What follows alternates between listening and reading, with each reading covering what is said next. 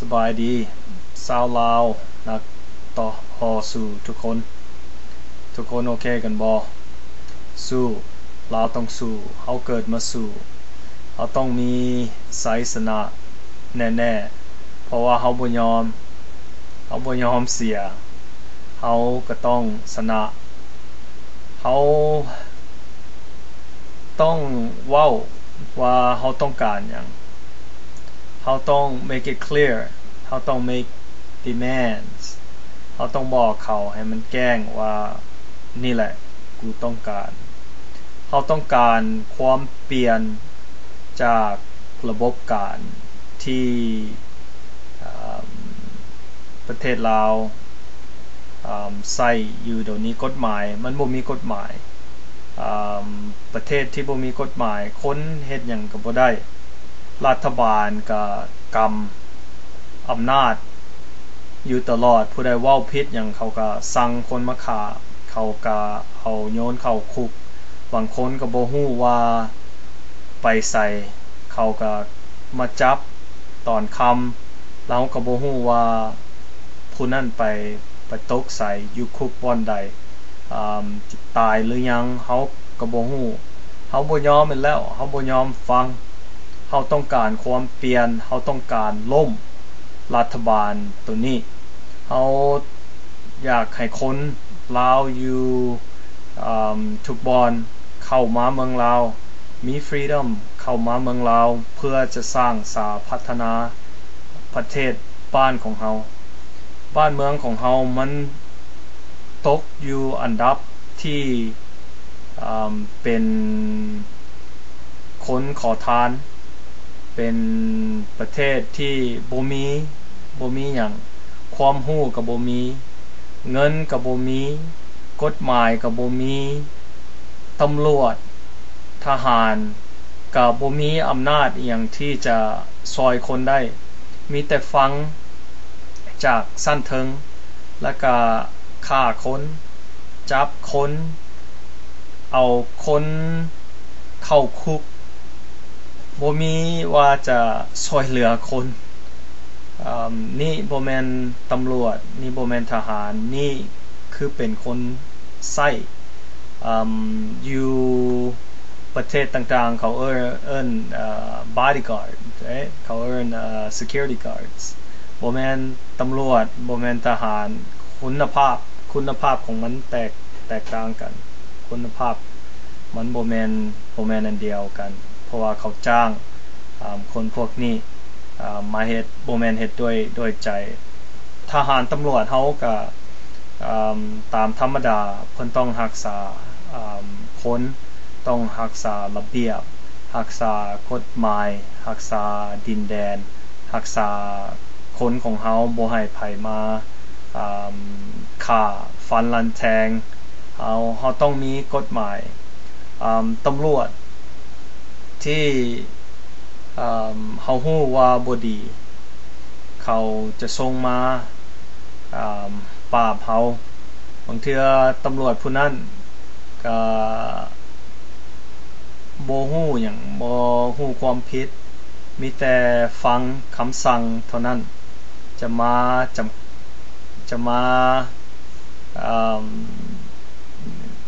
ย่างมา stop มาหยุดเฮามันหยุดบ่ได้ดอกเพราะว่ามันเกิดขึ้นแล้วเฮามีแต่จะบอกเขาว่าอย่ามาฆ่ากูบ่ได้เฮ็ดหยังให้มึงจะมาเฮ็ดแบบซี่ให้กูบ่ได้กูบ่ยอมบางเทื่อเฮาก็ต้องถอยเฮาก็ต้องยอมแต่ว่าใจเฮาแท้เฮาบ่ยอมถ้าเขาเอาปืนเอามีดเข้ามาเฮาก็ต้องเตรียมตัวให้พร้อมเฮาบ่ยอมให้เขามาฆ่าเฮาฟรีให้เขามาข่มขืนครอบครัวเฮาให้เขามาเฮ็ดหยังก็ได้ในครอบครัวของเฮาบ้านเฮาคือสิ่งที่สำคัญของเฮาบ่ให้ไผลบหลู่เด็ดขาดมันแม่นของเฮามันแม่นของครอบครัวของเฮาผู้ใดจะมาเอา มันก็ต้องผ่านเฮาก่อนมันก็ต้องถามเฮาดีๆถ้าเฮายอมมันจังเข้ามาได้ถ้าเฮาบ่ยอมมันก็เข้ามาบ่ได้ถ้ามันเข้ามาเฮาก็ต้องป้องกันตัวถ้าเฮามีปืนเฮาก็ต้องมีลูกปืนเฮาก็ต้องเอามันไว้ป้องกันตัวและคนอยู่ข้างบ้านเฮาก็ต้องซอยเหลือเฮาก็ต้องซอยเหลือเจ้าเฮาก็ต้องซอยเหลือซึ่งกันและกันเพราะว่าเขาจะส่งคนมาแน่นอนเขาจะส่งคนมาติดตามเขาจะส่งคนมาค้นเขาจะส่งคนมาสปาย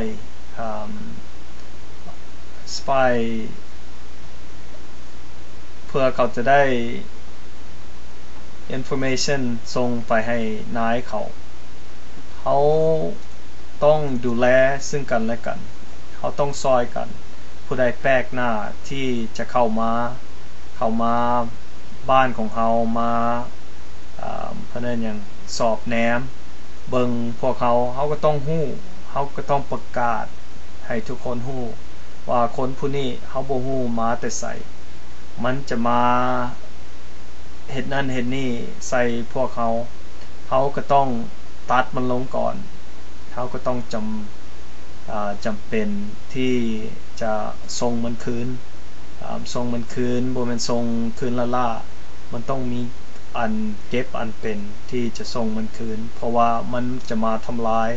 มันจะมาเฮ็ดให้เฮาที่บ่ดีเขาจะส่งหลายคนมาเขาก็จะแตกกันอยู่ตลอด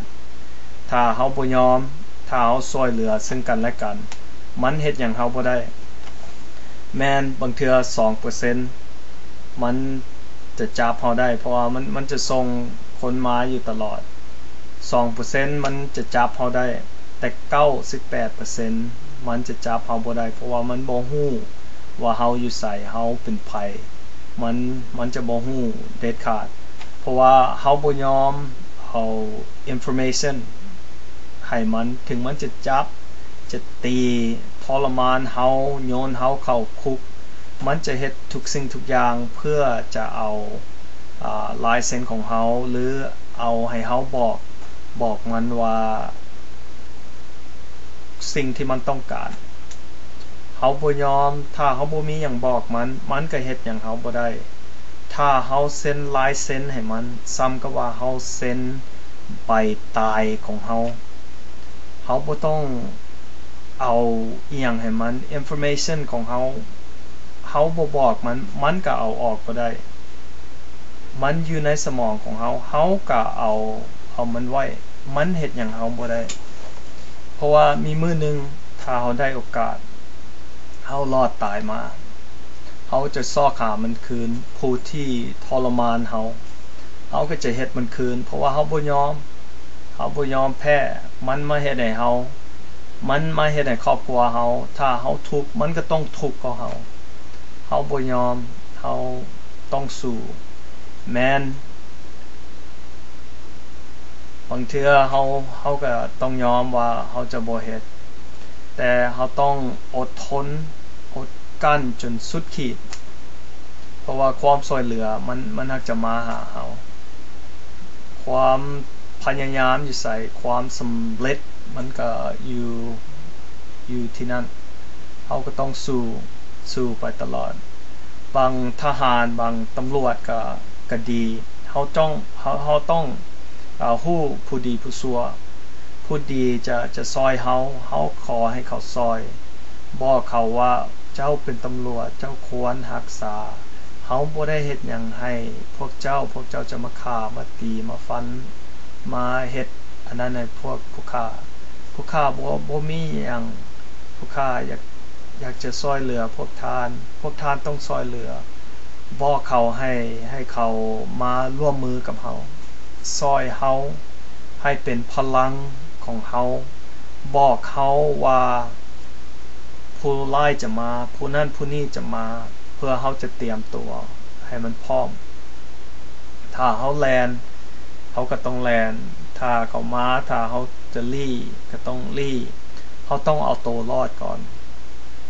เพราะว่า เป้าหมายของเขาศัตรูของเขา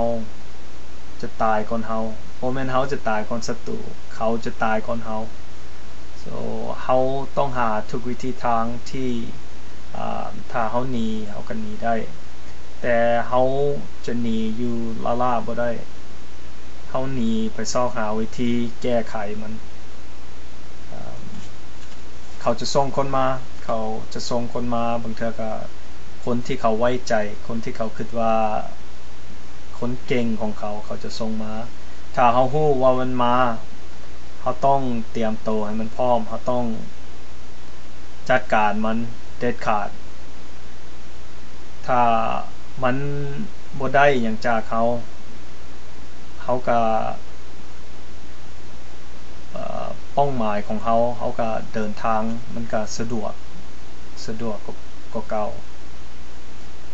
เขาต้องใส่ความคิดหน่อยนึงตัวนี้เพราะว่าเขาจะส่งคนมาอยู่ตลอดเขาต้องซอยเหลือซึ่งกันและกันคนอยู่ข้างบ้านเขาก็ต้องรักษาเจ้าให้เจ้ารักษาถ้าสิ่งที่มันแปลกที่เกิดขึ้นอยู่บ้านเขาต้องปรึกษากันเขาต้องเว้ากันเขาต้องรู้ว่ามันมีอย่างใดที่มันแตกต่างจากการธรรมดาที่เขาอยู่บ้านของเขามีอาหารเขาก็ซอยกันเขามีน้ำเขามีเครื่องมีเกิบมีผ้าห่มเขาต้องซอยซึ่งกันและกันเขาจะทิมจะปากันบ่ได้ถ้าเขาทิมเขาปากันซ้ำก็ว่าเขาเสียแล้วถ้าเขารักษากันเขาซอยเหลือซึ่งกันและกันเพราะว่าเขาจะอยู่ใส่เขาก็ต้องเจริญเขาก็ต้องมีความสำเร็จอยู่เรื่อยๆเพราะว่าความดีของเขาความซอยเหลือของเขาone focus one mission เป้าหมายของเขาคือล้มรัฐบาลที่บ่แม่นรัฐบาลของเขามันบ่แม่นรัฐบาลมันแม่นเพิ่นเอิ้นฮู้ยินอยู่หลายเทื่อว่าโจรขโมยมันเป็นคันจะเว้าภาษาอังกฤษก็ว่า evil มันเป็นสิ่งที่สัวที่สุดในโลกบางเทื่อเจ้าก็คิดว่าเจ้าถูกแต่สิ่งที่เราเห็นมามันบ่ถูกแล้วเพราะว่าเราเฮ็ดนี่เราต้องการเปลี่ยนความที่บ่ถูกเราเปลี่ยนระบบเราต้องการ democracy เราต้องการความยุติธรรมเราต้องการเลือกคนที่จะมานำพาเราอยากเลือกคนที่จะเป็นผู้นำของเราถ้าเราบ่มีสิทธิ์เลือกเราก็บ่มีเสียงเราบ่มีเสียงซ้ำกับว่าเราเกิดมาเป็นคนปากกือตาเราก็จะบอดอยู่ตลอดหูเราก็จะบ่ฮู้ยินเขาก็จะกดดันเราอยู่ตลอดเขามีแต่เอาสิ่งที่เขาให้มันเป็นของเหลือเขาจะให้ของเหลือของเขาบางเทื่อมันก็บูดก็เน่าแล้วก่อนเขาจะให้เขาบ่เอาเขาต้องการสิ่งที่เป็นของเขาต้องการดินของเขาต้องการเฮือนของเขาต้องการให้ลูกให้หลานเขามีโอกาสมีการทำเฮียนเขาต้องการเวียกเขาต้องการเป็นสิ่งที่มีอนาคตเพื่อชาติของเขาต้องการตัวนี้เขาต้องบอกให้มันแจ้งว่าเขาต้องการอย่างเขาจะบ่หยุดเขาจะบ่ยอมจนกว่าเขาได้มันมาบ่ต้องหยุดบ่ต้องยอมสาวหนุ่มน้อยของลาวเขาบ่ว่าเป็นทานหญิงหรือทานชายทานนี่คือเป็นอนาคตของประเทศชาติทานต้อง ซอกหาทุกวิธีทางที่จะล่มระบบตัวนี้จากเราหนึ่งมาเฮ็ดวิดีโอออกมาปิดหน้าปิดตาก็ได้เฮ็ดเพลงเฮ็ดอย่างออกมาก็ได้ปิดหน้าปิดตาบ่ต้องเอาหน้าเอาตาโชว์ก็ได้แต่หากทานกล้าอีหลีทานจะเฮ็ดอีหลีบ่ต้องย่านมันดอกถึงจะตายก็ตายเพื่อชาติเพื่อแผ่นดินเฮาหักจะเฮ็ดมันคืนเฮาบ่ต้องย่านดอกแม้นมันจะเห็นหน้าเฮาอยู่หน้าเฮาก็งามสวยเฮาก็ผู้หญิงเฮาก็งามผู้ชายเฮาก็หล่อเฮาก็บ่ต้องย่านเฮาก็บ่อายหยังเฮาก็มี sense of pride ในตัวเฮาเองเฮ็ดเพลงออกมาเขียนออกมาเอามันเข้า YouTube เอามันออกFacebook ส่งให้คนเฮ็ด CD ออกมาเขียนหนังสืออ่านซอกหาทุกวิธีทางที่ทานเฮ็ดได้บ่ต้องซื้ออีหยังจากเวียดบ่ต้องซื้ออีหยังจากจีนซื้อจากคนลาวของเฮาซอยเหลือคนลาวของเฮาต้องซอยเหลือซึ่งกันและกันทานผู้หนุ่มผู้น้อยมีเรี่ยวแรงมีพลังมหาศาลที่จะเฮ็ดจะเปลี่ยนได้ถ้าทานบ่ลุกขึ้นถ้าทานบ่ซอยเหลือคนลาวเดี๋ยวนี้อนาคตของทานจะเป็นคือเก่าเรียนรู้จากผู้ที่เสียบ้านเสียเมืองมาแล้วบ่แม่นเว้าลิ้นๆบ่แม่นเว้าตัวกันเว้าสิ่งที่เฮาเจอมาแล้วเฮาก็อยากซอยคนลาวนำกันเว้าด้วย experience เว้าด้วยเหตุเว้าด้วยผลถ้าทานคนคั่วทานหักจะเห็นทุกสิ่งทุกอย่างว่าพวกเขาเว้ามามันแม่นความจริงคนคั่วซอกหาทุกวิธีทางด้วยตนเองซอกหาด้วยตนเองทานหักจะเห็นทานหักจะหู้ทานหักจะเปิดหูเปิดตาเปิดสมองเปิดใจให้คนลาวทุกคนถึงผู้หนุ่มผู้น้อยถึงจะเป็นลูกหลานที่มีเงินมีคำอยู่เดี๋ยวนี้อยู่ประเทศลาว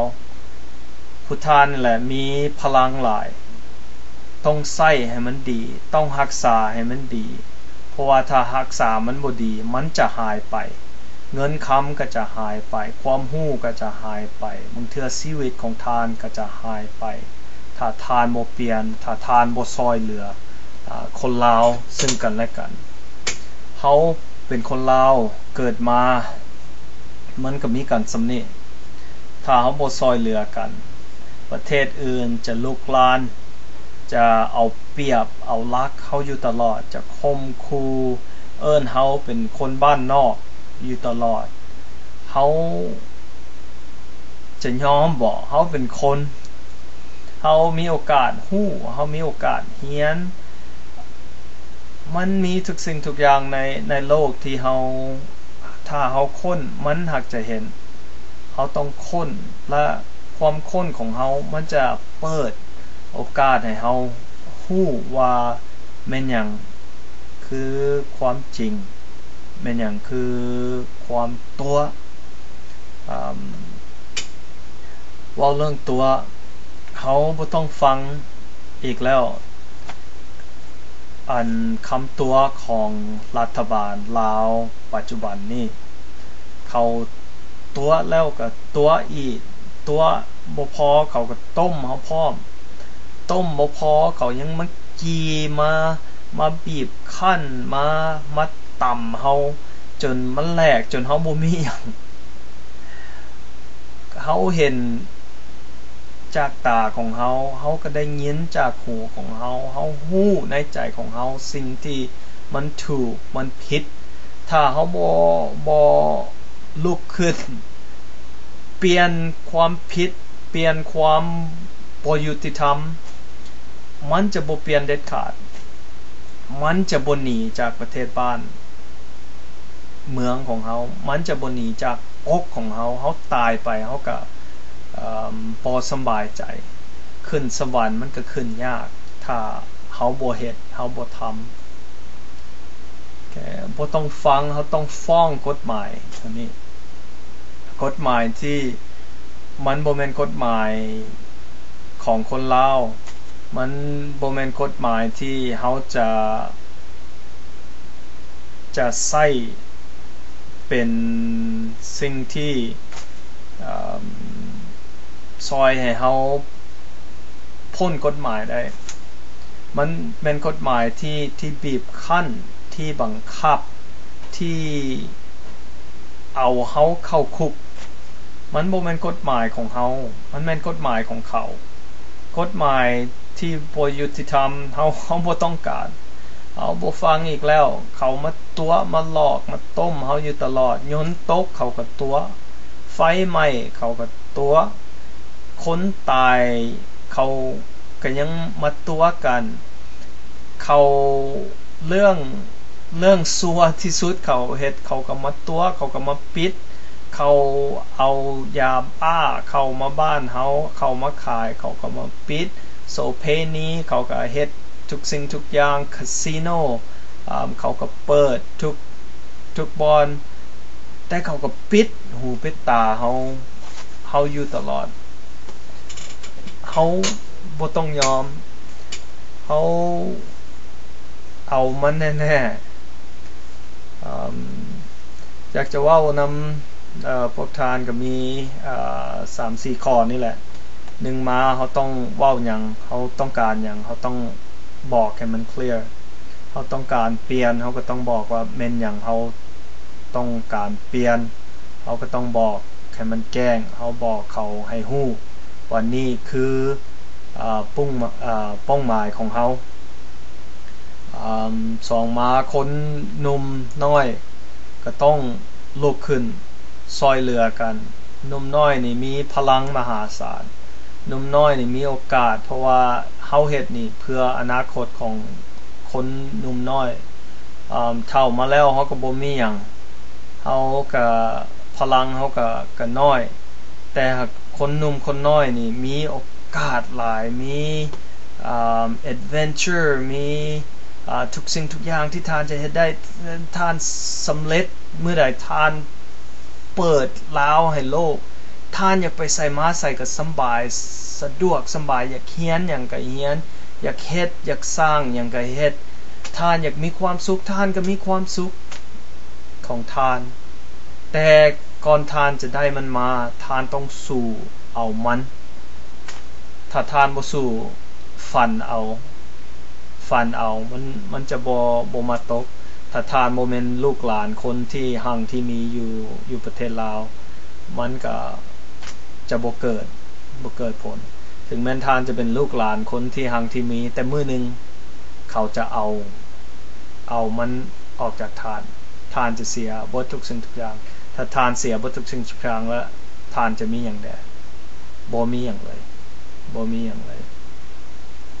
ตำรวจทหารก็หันมาซอยคนลาวนำกันทหารนี่ทหารสร้างเพื่อซอยเหลือคนลาวซอยเหลือความรักษาชาติของเฮาบ่แม่นจะมาฆ่ามาแกล้งมาเฮ็ดจังซั่นจังซี่ใส่คนลาวนำกันแม่นอยู่ทานมีปืนถ้าเอาปืนออกทานก็เป็นคนธรรมดาทานบ่มีปืนแล้วทานเฮ็ดหยังบ่ได้ทานก็เป็นคนธรรมดาทานก็มีครอบครัวของทานถ้าครอบครัวของทานเป็นหยังไปทานก็จะยังเป็นทหารอยู่บ่ทานก็ยังจะสู้อยู่บ่ตำรวจก็คือกันเป็นตำรวจต้องรักษาคนรักษากฎหมายที่บ่ดีทานก็ต้องฟ้องกฎหมายทานก็ต้องเปลี่ยนกฎหมายเพราะฉะนั้นทานบ่มีสิทธิ์หยังทั้งสิ้น ทานจะมีแต่ซอกหาเงินเลี้ยงครอบครัวของทานเท่านั้นแต่ซอกหาเงินนี่ทานก็ต้องเฮ็ดทุกสิ่งทุกอย่างที่มันบ่ดีมันบ่ถูกต้องทานก็ต้องเฮ็ดเพราะว่าทานต้องอยู่รอดต้อง survive คือกันทานก็มีครอบครัวถ้าครอบครัวทานเป็นอย่างไปทานจะอยู่ได้บ่ตำรวจถ้าทานบ่มีปืนทานก็ยังเฮ็ดหยังบ่ได้ทานก็เป็นคนคือกันเพราะฉะนั้นหันมาซอยเหลือคนลาวนำกันเปลี่ยนระบบที่เฮาใช้อยู่นี่ระบบรัฐบาลอยู่นี่รัฐบาลมันมีหลายแบบที่เฮาใช้อยู่ประเทศลาวนี่มันเริ่มจากสั้นถึงเขาสั่งหยังเฮาก็ต้องเฮ็ดซ้ำก็ว่าเฮาบ่มีความคิดเฮาบ่มีปัญญาเฮาบ่มีอำนาจอีหยังทั้งสิ้นเขาสั่งมาเฮาก็ต้องเฮ็ดเป็นคือแบบหมาไส้ของเขาเฮาจะเป็นคนไส้อยู่ตลอดบ่เฮาไส้เฮาหันมาไส้เฮาเองเฮาหันมาไส้ครอบครัวเฮาเองเฮาหันมาไส้สิ่งที่มันถูกต้องรัฐบาลแนวอื่นคือรัฐบาลเขาเอิ้น horizontal line democracy เฮาเลือกคนที่จะมานำพาเฮาที่จะเป็นผู้นำของเฮาบอกเขาต้องการหยังเขาจะไปเว้าไปว่าไปประท้วงซอยเฮาถึงแม้นเฮาจะบ่ได้ทุกสิ่งทุกอย่างเฮาก็ได้อันใดอันหนึ่งที่มันจะเปลี่ยนมันจะแปลงได้อันนี้เขาเอิ้นว่าทุกคนมีสิทธิ์ที่จะเว้าที่จะปากที่มีโอกาสเปลี่ยนแปลงซอยเหลือประเทศชาติให้มันเจริญบ่แต่มีผู้อยู่ทั้งเทิงมีอำนาจบีบบังคับคนอยู่สั้นลุมให้บ่แม่นสั้นลุมขึ้นมาเด้ถึงบีบบังคับให้มันจนบ่มีเบิดบ่มีหยังเลยมีแต่บีบบังคับจนให้มันแปรแลบแซบอันนี้มันบ่แม่นรัฐบาลที่ถูกต้องบ่แม่นรัฐบาลเพื่อคนทหารมีอำนาจทุกสิ่งทุกอย่างเฮ็ดหยังก็ได้มันบ่ถูกต้องมันบ่แม่นของคนมันแม่นอำนาจของ criminals ท่านสู่มาเฮ็ดหยังขอถามรัฐบาลแน่สู่มาเพื่อซอยเหลือคนสู่มาเพื่อ independence independence อยู่ไสอยู่ลาวนี่คนปากเว้าได้บ่เว้าท่านเฮ็ดบ่ดีคนเว้าให้ท่านก็ส่งคนมาฆ่าส่งเข้าคุกนี่บ่เฮ็ดเพื่อคนมาต้มมาตัวมาหลอกมาหลอนบ่มีอีกแล้วสังเกตเบิ่งว่ามีประมาณจากคนนอกเป็นผู้นำอยู่ลาวประมาณ10คนเหมาะ10คนจะสู้กับล้านคนเอาดูท่านจะเอาเวียดมาท่านก็เอามาโลดล้านคนลาวดินแดนของคนลาวคนลาวจะสู้ท่านบ่มีท่านจะเสียท่านจะแพ้แน่นอน 100% ท่านจะแพ้เอาบ่ฟังอีกแล้วบ่เอาอีกแล้วบ่ยอมอีกแล้วลาวสู้ทุกคนต้องสู้ต้องอยู่รอดท่านต้องรักษาโตวให้มันดีบ่ต้องยอมสิ่งที่บ่ถูกต้องท่านต้องค้นคว้าหาสิ่งที่มันดีสิ่งที่มันถูกเอาลากันเท่านี้ก่อนมื้อหน้ามาเฮาจังมา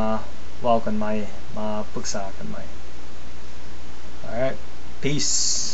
to Laos people love Laos people